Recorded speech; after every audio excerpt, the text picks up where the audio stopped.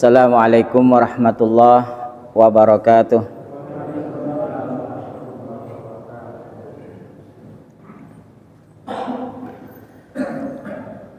Innal hamdalillah nahmaduhu wa nasta'inuhu wa nastaghfiruh wa na'udzu billahi min shururi anfusina wa min sayyiati a'malina. May yahdihillah fala mudhillalah wa may yudlil fala hadiyalah. Asyhadu an la ilaha illallah wahdah la syarikalah wa asyhadu anna Muhammadan abduhu wa rasuluhu la nabiyya ba'da. Ya ayyuhalladzina amanu taqullaha haqqa tuqatih wa la tamutunna illa wa antum muslimun. Ya ayuhan nas ittaqu rabbakumul ladzi khalaqakum min nafsin wahidah wa khalaqa minha zawjaha wa batha minhuma rijalan katsiran wa nisaa'a wattaqullaha alladzina tasaaluna bihi wal arham innallaha kana 'alaikum raqiba. Ya ayyuhalladzina amanu taqullaha wa qulu qawlan sadida yuslih lakum a'malakum wa yaghfir lakum dzunubakum wa may yuti'illaha wa rasulahu faqad faza fawzan azima wa ba'da.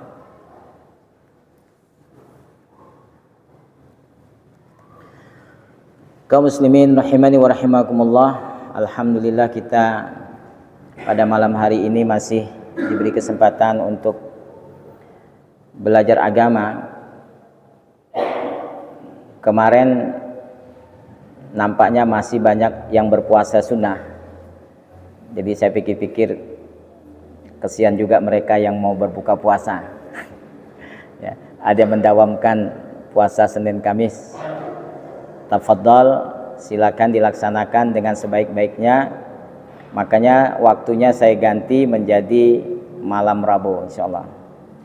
Ya, jadi Selasa malam Rabu ini adalah hari yang tidak ada aktivitas puasa. Nah, kaum muslimin rahimani wa rahimakumullah, pada hari ini kita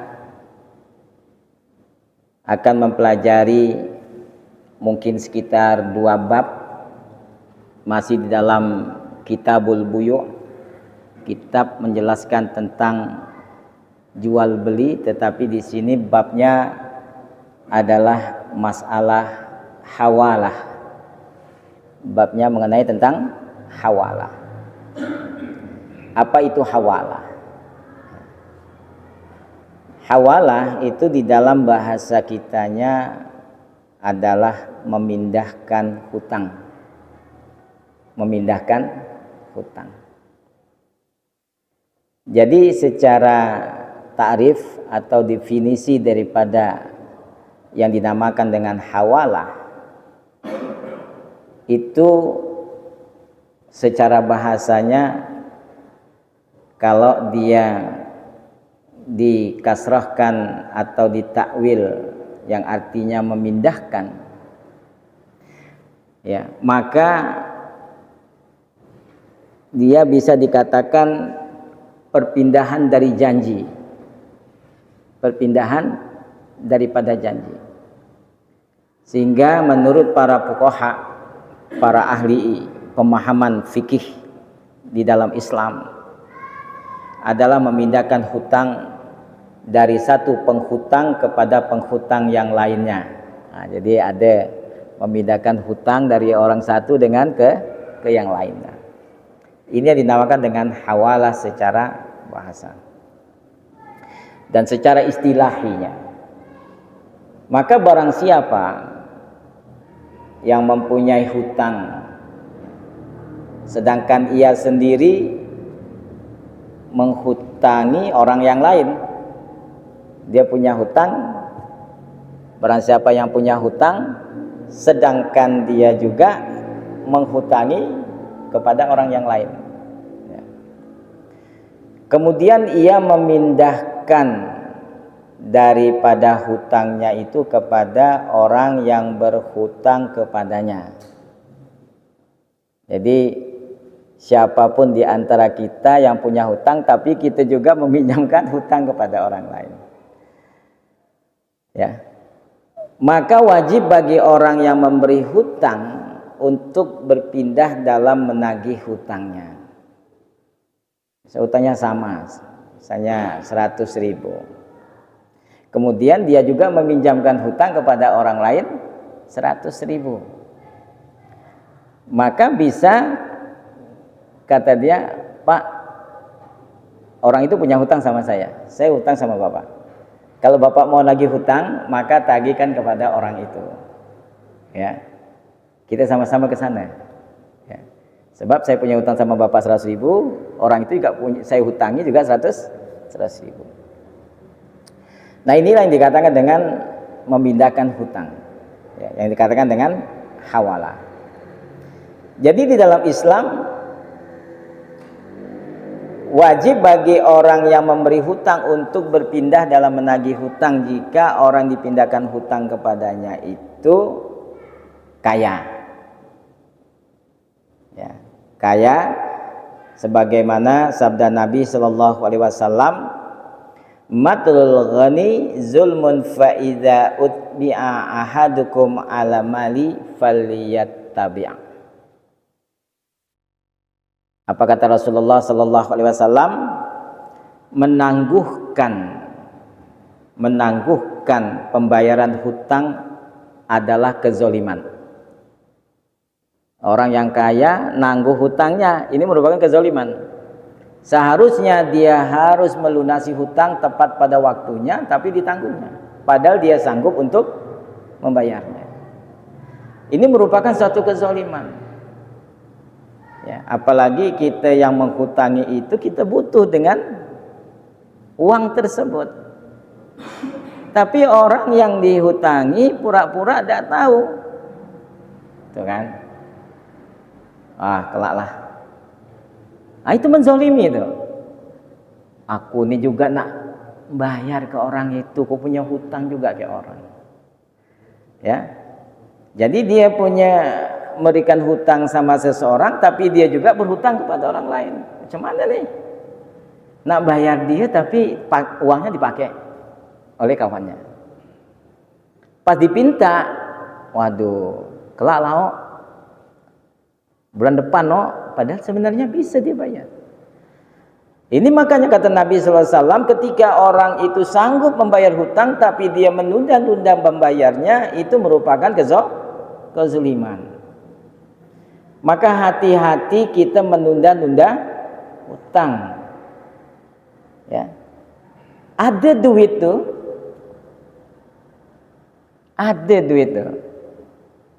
Tapi berpikir lagi dia, wah kalau aku bayar macam mana ya?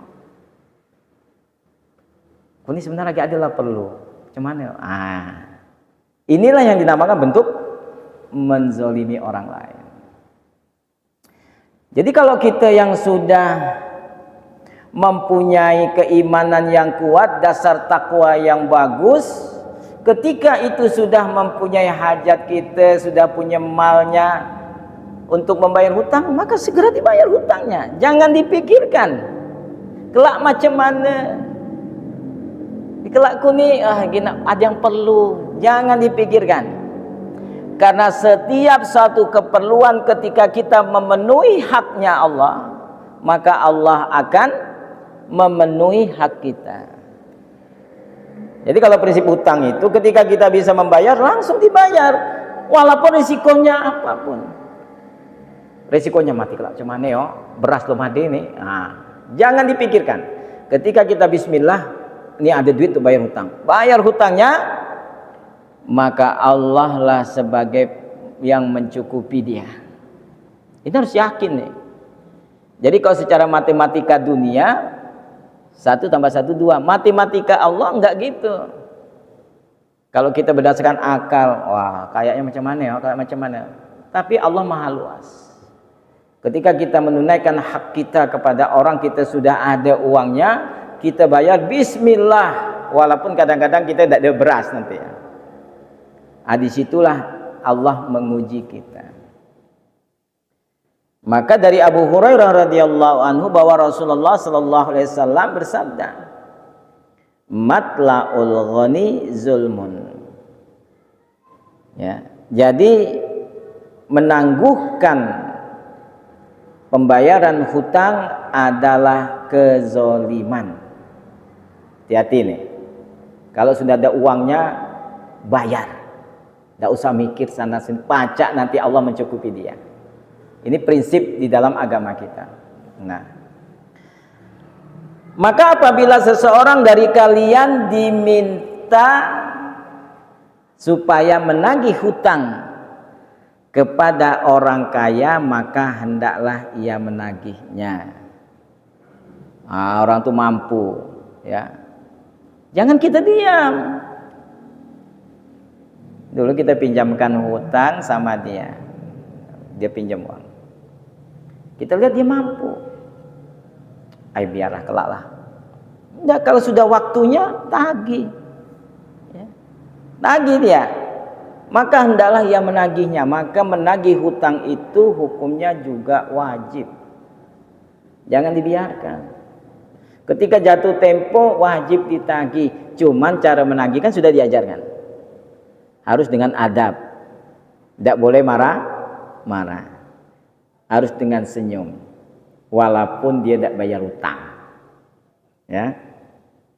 Adab yang baik yang seperti inilah yang Allah inginkan, dan Allah perluas nanti rezekinya.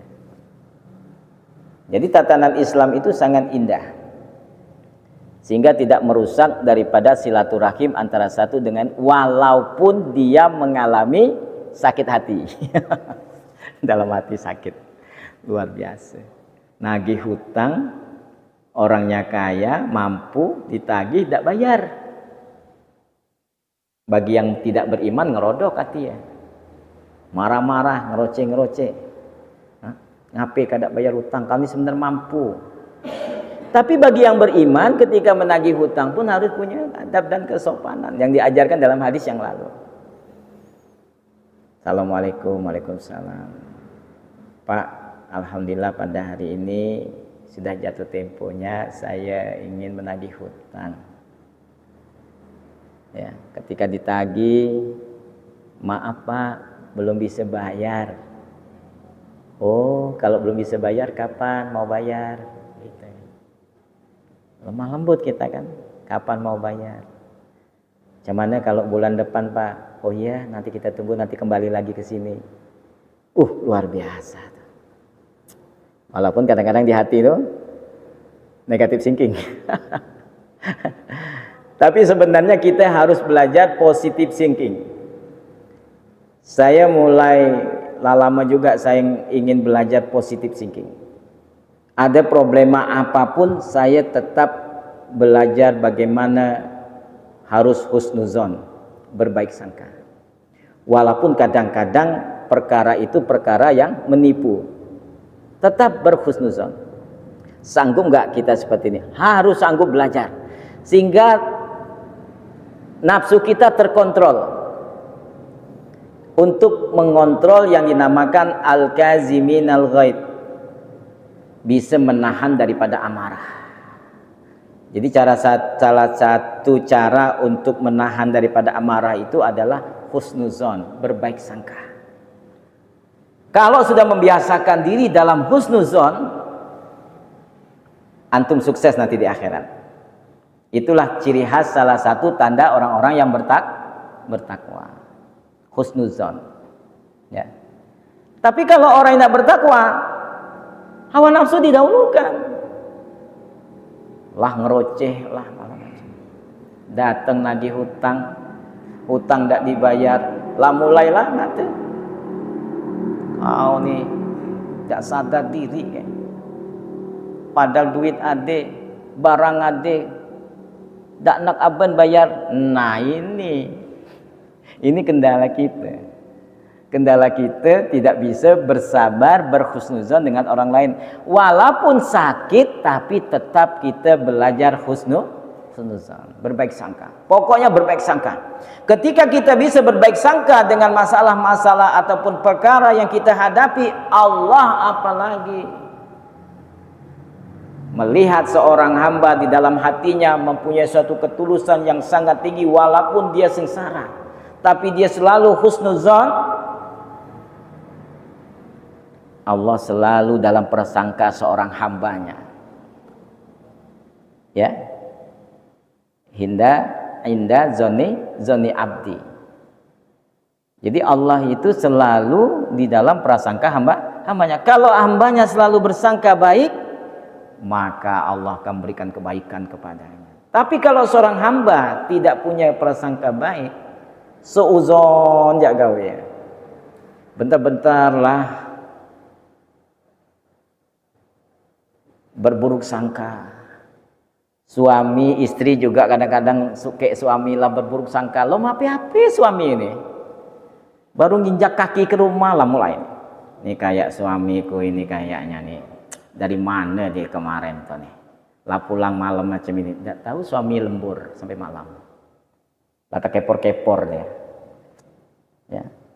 Perkara inilah yang menyebabkan rumah tangga itu hancur gara-gara suuzon. Lo mapi-api lah suuzon. Lo mapi-api datang nak nagih hutang, lah mulai nih kayak ini orang nih tidak kan dibayar hutang dah kayak. Lah suuzon. Kayaklah susah orang nggak bayar hutang. Lah seuzon. Ya. Perkara dia bayar ataupun tidak bayar, tetap kita husnuzon. Ya. Maka husnuzon inilah yang akan membawa kita nanti ke lapangan rezeki. Terkontrol jiwa kita, terkontrol jisim kita, maka kita akan menjadi orang-orang yang baik. Ini sedang saya amalkan sampai sekarang. Jadi kalau ada perkara apapun, walaupun itu berat, tetap saya husnuzon. Tetap saya hadapi dengan senyum. Ya, ketemu, ini kayak tidak bersahabat orang ini kan. Tapi kali kita datang, kita senyum aja. Kita kadang-kadang dipanggil gini, Pak sini Pak, sini Pak. Senyum aja. Apa masalahnya Pak? Bapak manggil-manggil saya itu apa masalahnya? Coba Pak duduk dulu Pak, sini Pak. Hadapi dengan senyum. Walaupun kadang orang-orang itulah punya jiwanya, wah ini kurang ajar orang ini. Tidak ada bertanggung jawab. Padahal kita itu bukan tidak bertanggung jawab, dia tidak tahu kita ada punya masalah. Ya, ada yang macam ini, banyak yang macam ini.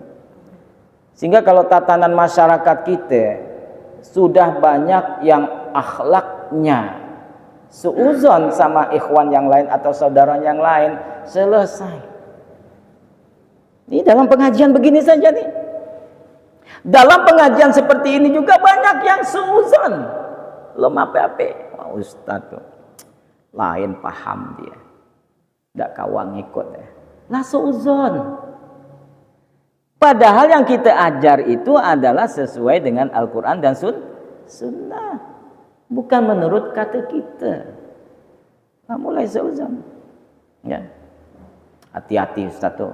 Itu paham radikal itu.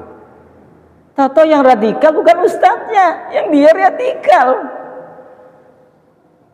Maka dalam majelis ilmu pun juga Allah Subhanahu wa taala telah menetapkan, kata Rasulullah SAW, ketika majelis ilmu seseorang ada 3 bentuk manusia. Yang pertama, ketika majelis ilmu dia duduk di depan, dengar,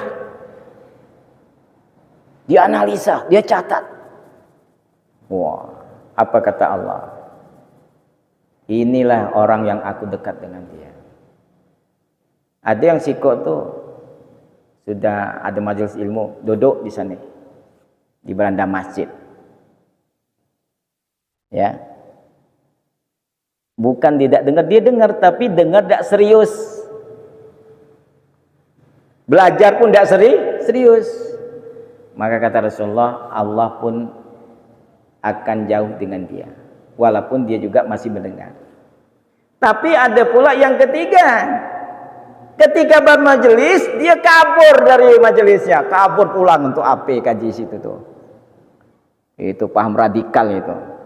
Ustadz garis keras itu. Apa yang garis keras? Enggak ada yang garis keras. Semuanya berdasarkan kepada kitabullah wa sunnati Rasulullah. bukan berdasarkan hawa nafsunya, bukan berdasarkan adat istiadat yang berkembang, tapi kita hidup di muka bumi ini sudah punya standar kitabnya, supaya bumi kita tidak oleng. Kalau standar kitab yang sudah Allah turunkan, yang terakhir ini ada Al-Quran Al-Karim yang luar biasa, kemudian disampaikan oleh baginda kita Rasulullah SAW dengan sangat luar biasa, dan kita ikuti, oleng kendaraan kita nih, bumi kita nih oleng. Kejanggalan di mana-mana itu timbul, kehancuran di mana-mana timbul. Yang tanah, lautan, pohonan itu untuk keseimbangan bumi dihantam habis. Oleng, keserakahan, ya, karena ingin kaya sendiri. Ngapa dah oleng bumi kita? Maka timbullah kegoncangan di mana-mana, gempa di mana-mana, banjir di mana-mana, tidak tertolong lagi.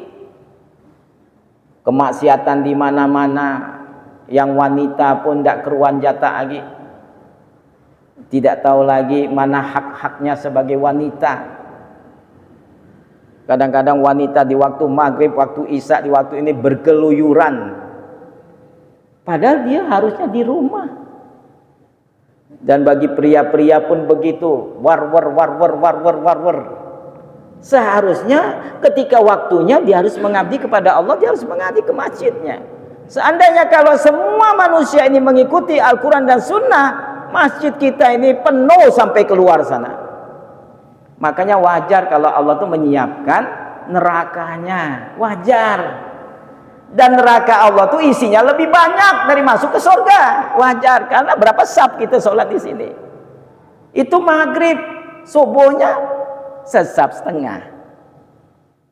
Ya. Kalau seandainya mereka tahu waktu subuh itu disaksikan oleh malaikat, karena masyuda, Allah tanya, malaikat, yang kau sudah naik ke atas ini, kau lihat hambaku sedang apa? Sholat.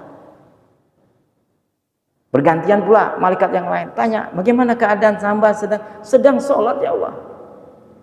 Disaksikan oleh malaikat. Sampai kita mengucapkan amin saja, berkenaan dengan malaikat mengucapkan amin, maka akan diampuni. Ghufirallahu ma taqaddama min dzambi. Ghufirallahu, diampuni dosa-dosa baginya yang telah lalu. Mengucapkan amin padahal. Waladdallin. Kemudian Rasulullah mengatakan, mentakminkannya dibaca dengan farofa asautahu. Amin, semuanya amin. Bersamaan itu malaikat juga mengucapkan amin. Ketika bersamaan antara malaikat dengan jamaah mengucapkan sama-sama amin, apa kata Rasulullah? Ghufirallahu ma taqaddama min dzambi. Maka akan diampuni baginya dosa-dosa yang telah lalu. Ini baru kata amin. Belum yang lain-lainnya. Berdasarkan sunnah Rasulullah sallallahu alaihi wasallam. Jadi itulah yang dinamakan dengan hawalah. Jadi hawalah itu menagih, memindahkan dari hutang satu ke ketagihannya ke hutang yang berikutnya. Aku punya hutang sama dia, tapi aku juga menghutangi kepadanya. Bilangannya sama. Bisa kita alihkan ke sana, Pak. Yuk Pak, kita ke sana. Kan sama juga, sama 100, yang sini juga 100. Ini nagihnya ke sini. Itu dinamakan dengan hawalah. Ya.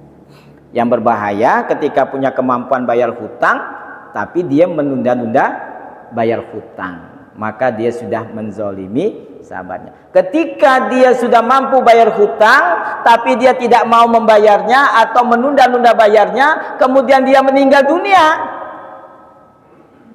tidak disolati dia. Kenapa tidak disolati? Kenapa tidak disolati? Tak mempan doa. Kita baca doa, ya Allah ampuni dia, tak diampuni, kata Allah, tak aku ampuni. Kenapa? Dia juga zalimi orang lain. Jadi perkara hutang ini berat. Maka hati-hatilah, jangan melalaikan. Kalau sudah waktunya, kalau sudah ada kesempatan bayar hutang walaupun habis duit kita untuk bayar hutang. Takutnya apa? Takutnya ketika lo bayar hutang, sudah ada kemampuan bayar hutang, dicabut nyawanya. Tuh dia baru tahu. Selesai. Selesai. Tidak disolati orang. Kenapa tidak disolati? Ada hutang. Ya. Nah, inilah yang harus kita perhatikan, bahwasannya boleh di dalam agama kita memindahkan hutang ketika anaknya sama. Ya, jadi nagihnya ke situ. Pak, kita nagihnya ke situ aja ya. Dia utang juga sama saya. Gitu. Jadi hawalannya ke situ. Tip. Hadis ini diriwayatkan oleh Sunan Ibnu Majah di dalam Jami'us Shaghir, ya, berkenaan tentang matla'ul ghani zulmun. Jadi menangguhkan pembayaran hutang adalah kezaliman. Apabila seseorang dari kalian diminta supaya menagih hutang kepada orang kaya, maka hendaklah ia menagihnya. Jangan segan-segan. Ya. Jadi kalau ada orang kita hutangi, pas sudah temponya tagih. Jangan ndak enak cemano. Kadang-kadang kita yang nagih, kita yang dimarahi. Seharus kita marah dia. Ini kita sare nih. Sudah tuh uang kita hutangi, kita nak nagih, kita yang dimarahnya. Masya Allah, luar biasa. Berarti sukses dia di surganya Allah, sukses orang macam ini. Ya. Ini malah yang utang malah marah kayak yang nagih. Subhanallah. Luar biasa. Baik, kaum muslimin rahimani wa rahimakumullah. Kemudian pada bab yang kedua. Bab yang kedua adalah yang dinamakan dengan wadi'ah. Wadi'ah. Ini lain lagi nih.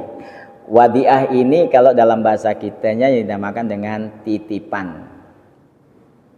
Ya, antum kadang-kadang punya uang, kemudian takut keamanannya kurang terjamin, kemudian dititipkan. Kalau sekarang ini titip ke bank saja, agak aman di sana. Ya.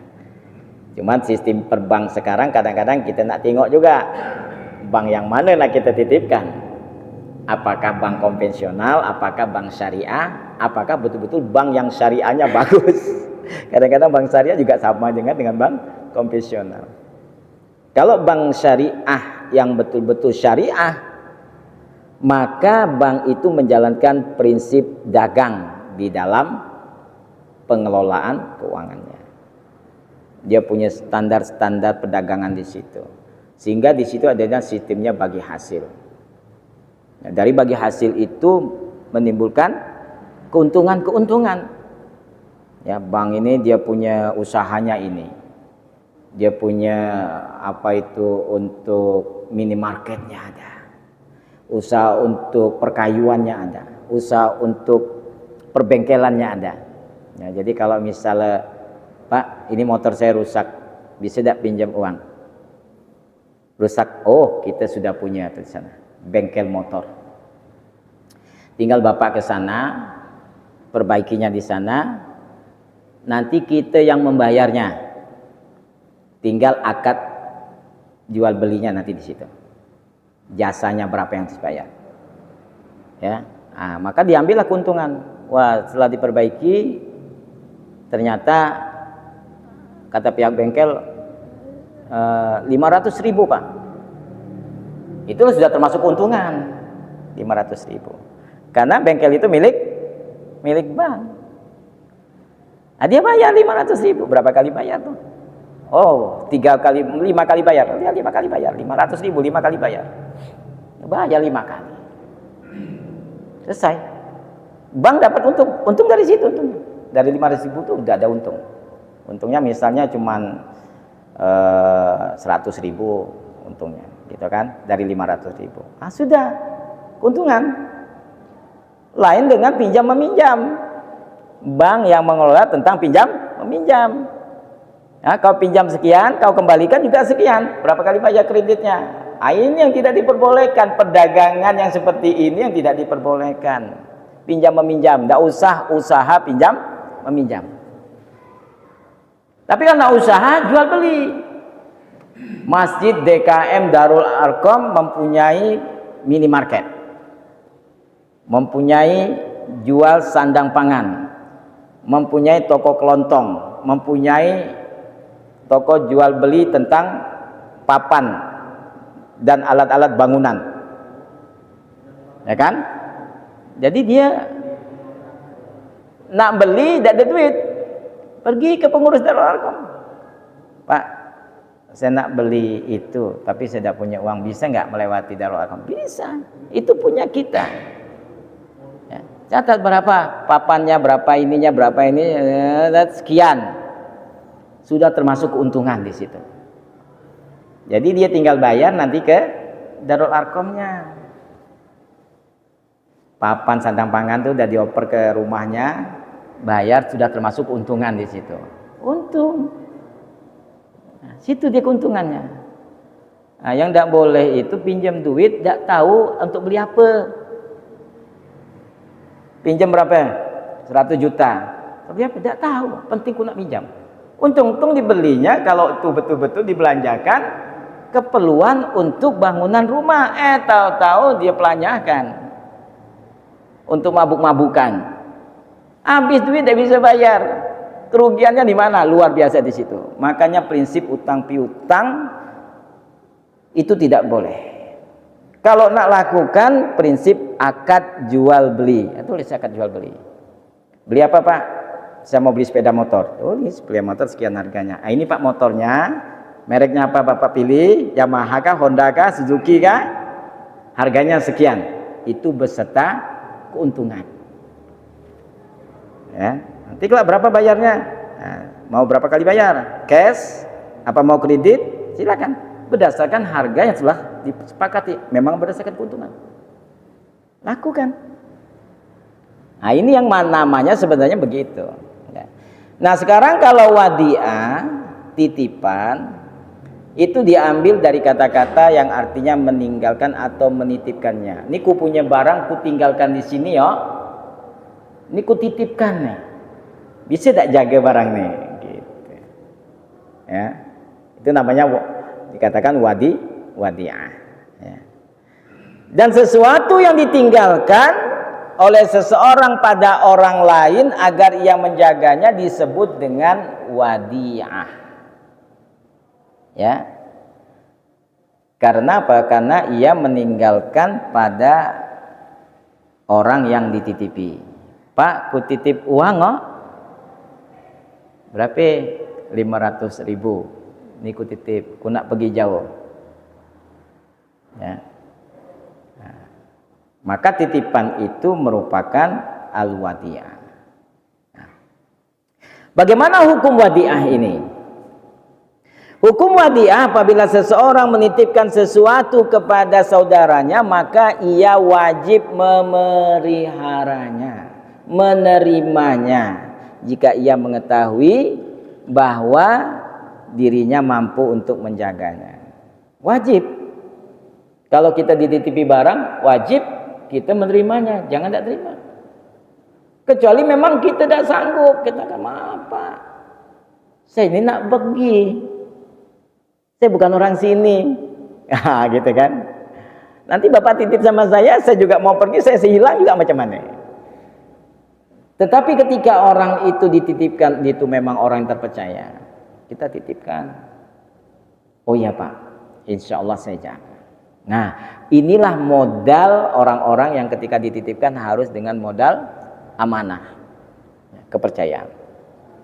Untuk apa? Untuk menjaganya, karena ia merupakan bentuk ta'awun alal birri wat taqwa, saling tolong menolong di dalam kebaikan dan di dalam ketakwaan. Ada seorang muslim punya uang, dia nak pergi jauh, takut kalau uang itu dibawa jauh-jauh ternyata hilangkah, apakah habiskah, dia titipkan kepada seorang muslim yang lain. Tolong Pak, aku titipkan uang ini, saya nak pergi jauh, nanti kalau saya kembali baru saya ambil. Ini bentuk ta'awun, bentuk tolong menolong. Maka ketika kita minta tolong dengan seseorang, dititipkan uang, bagaimana kita? Ambil titipan itu karena merupakan suatu pahala yang besar. Pahalanya itu kita inginkan. Ya. Pahala. Oh ya Pak, insya Allah saya jaga. Bapak mau pergi, pergilah. Ini uang saya jaga. Ini barang saya jaga. Ini motor Bapak saya jaga. Ini sepeda Bapak saya jaga. Insya Allah. Kalau Bapak kembali, nanti akan saya berikan utuh seperti yang Bapak titipkan. Ya. Jadi hukum wadiah ini, apabila seseorang menitipkan suatu kepada saudaranya, maka ia wajib menerimanya. Wajib ia menerimanya. Wajib dia menjaganya. Wajib dia atau mampu untuk betul-betul bertanggung jawab terhadap titipan tersebut karena dia merupakan at-ta'awun wa ta'awanu 'alal birri wa taqwa. Ini amalan besar ini Pak. Tolong menolong di dalam kebajikan dan di dalam ketakwaan. Jadi ketika antum menerimanya, antum dapat pahala yang besar. Apalagi bisa menjaga barang tersebut dengan sangat luar biasa sampai orang itu kembali lagi. Jadi wadiah ini boleh laksanakan. Ketika ada orang menitip, insya Allah Pak, saya jaga insya Allah. Sampai Bapak kembali lagi, insya Allah barangnya insya Allah saya jaga, saya bertanggung jawab terhadap ini. Besar pahala Bapak. Ya, pahala jamaah besar, luar biasa. Apalagi dititipkan kepada sesuatu badan. DKM Darul Arkom datang, Pak pengurus, saya mohon maaf nih, saya pekerjaan jauh nih, saya punya barang emas 5 kilo misalnya, titip langsung, oh ya Pak, monggo Pak, monggo, ini kita jaga ini. Nah, dia ada markasnya, ada baitul malnya. Baitul mal dia jaga benar-benar, dia punya memang tempat yang betul-betul khusus. Dia letakkan di situ, dia jaga sampai orang itu kembali. Dan ketika kembali, dia mengatakan, Pak, saya mau ngambil barang saya. Nama saya ini, catatnya begini-begini, KTP-nya begini-begini. Oh ya, ini barang Bapak. Alhamdulillah barangnya tetap utuh, tetap seperti biasa. Nah kalau begitu Pak, karena Bapak sudah menjaga barang saya, kebetulan saya dapat rezeki ini.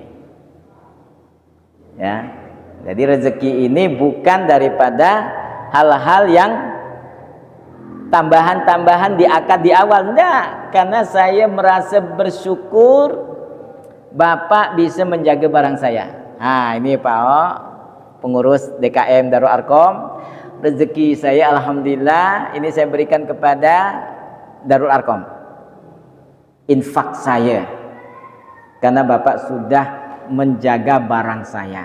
Nah, itu macam itu ya. Jangan kadang-kadang tidak berterima kasih, sudah nitip barang emas 5 kilo sudah ngambil, makasih yo, cuman makasih saja. Kasihlah dia. Hah?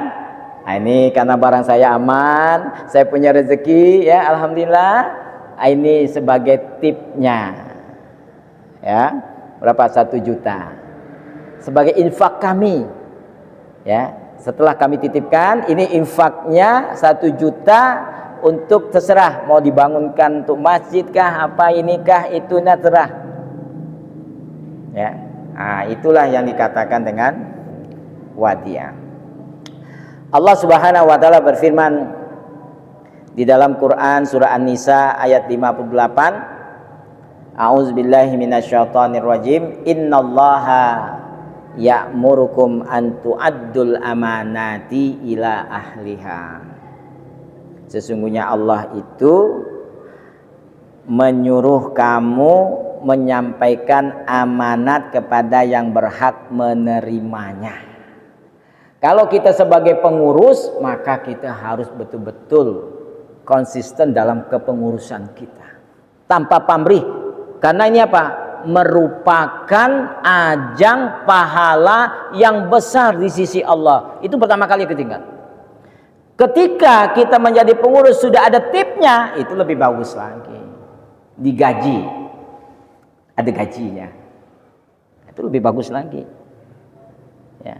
Dari keuntungan-keuntungan, dari perdagangan-perdagangan yang diolahnya, kemudian ada yang dinamakan tipsnya, ujrah.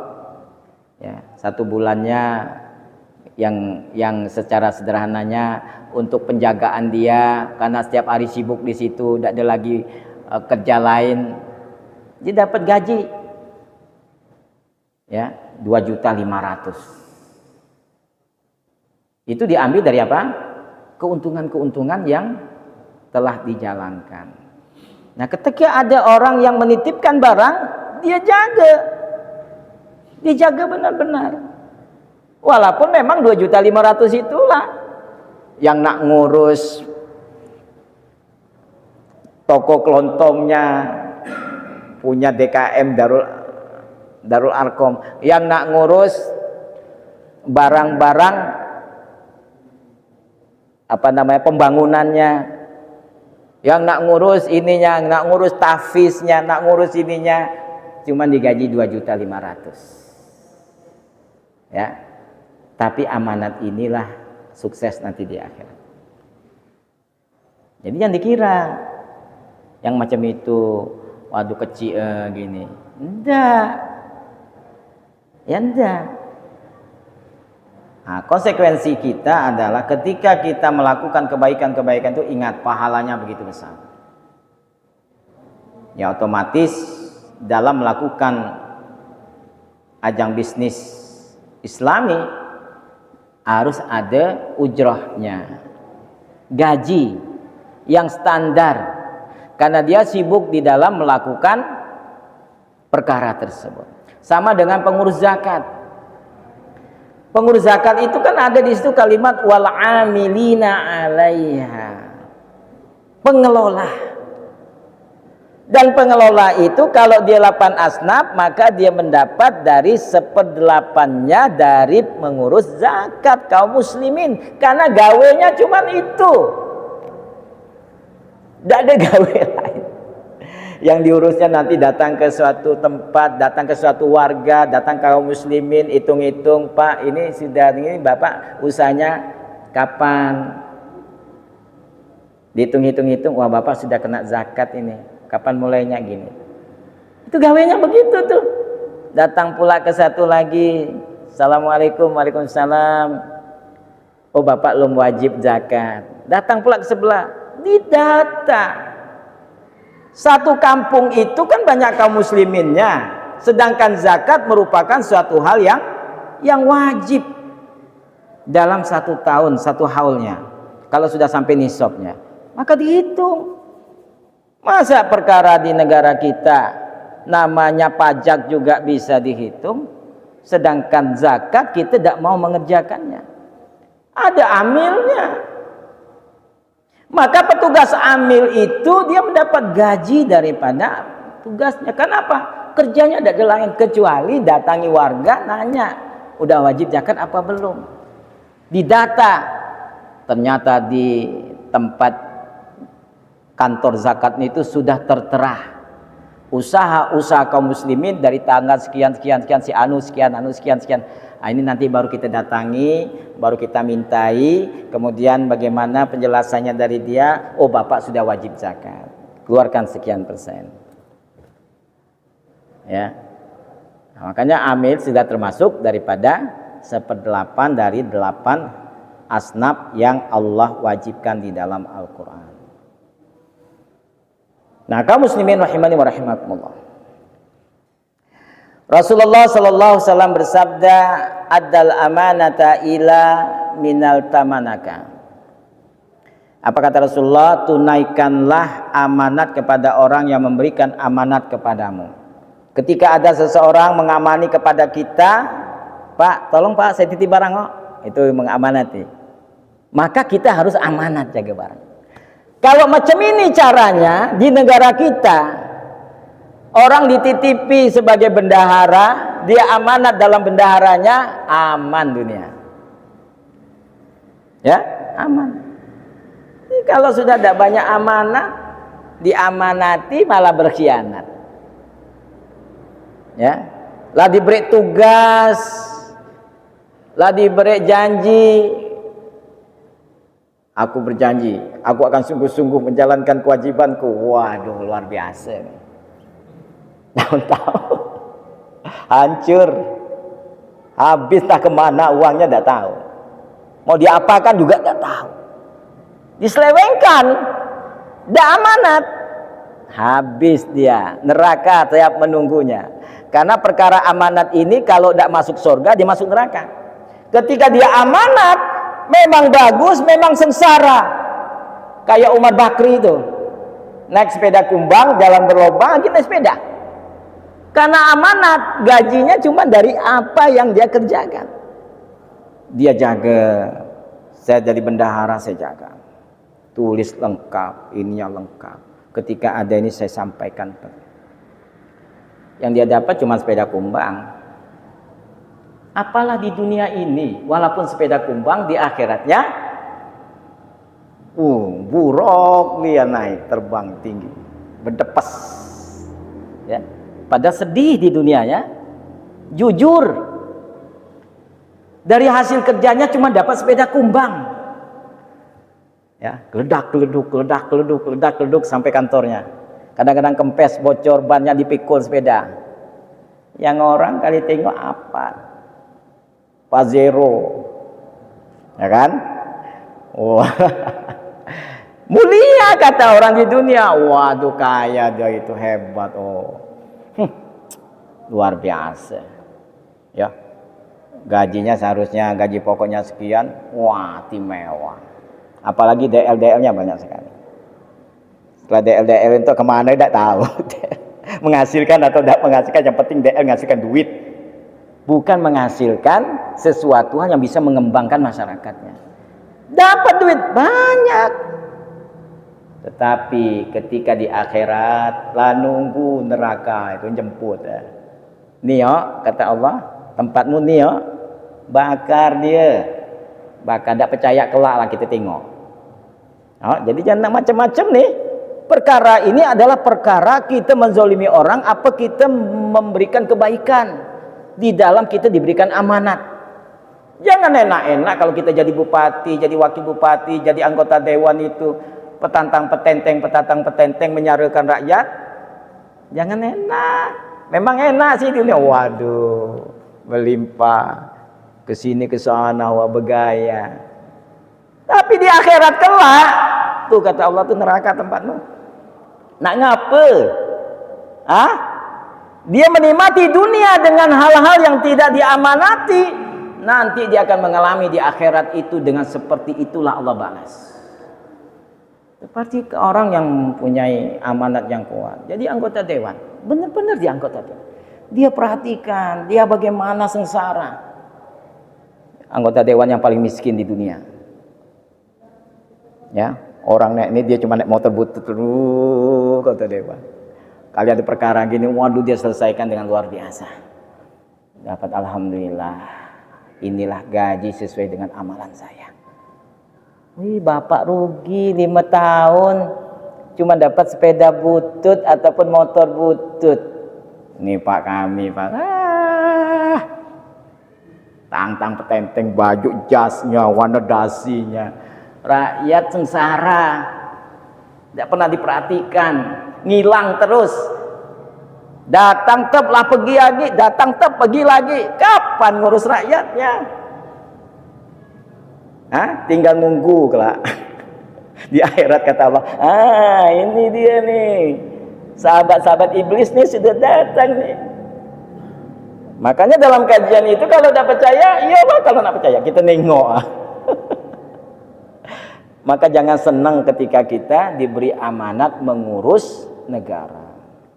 Bukan cari kekayaannya, tetapi bagaimana kita menjalankan amanat itu walaupun kita sengsara tapi pahalanya begitu. Setelah meninggal dunia, banyak orang yang kenal dengan kita. Kenal dengan apa? Kebaikannya.